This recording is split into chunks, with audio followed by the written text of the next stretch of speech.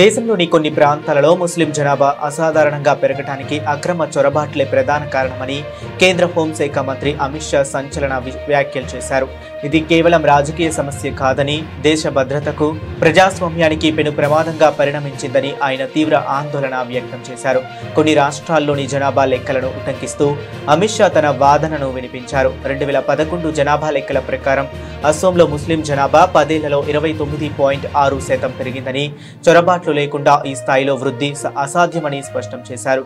అదేవిధంగా పశ్చిమ బెంగాల్లోని పలు జిల్లాల్లో ముస్లిం జనాభా వృద్ధి రేటు 40% వరకు, సరిహద్దు ప్రాంతాల్లో ఏకంగా 70% వరకు ఉందని తెలిపారు.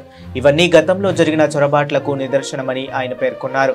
కొన్ని రాజకీయ పార్టీలు తమ ఓటు బ్యాంకు రాజకీయాల కోసం చొరబాటుదారులకు ఆశ్రయం కల్పిస్తున్నాయని అమిత్ షా తీవ్రంగా ఆరోపించారు.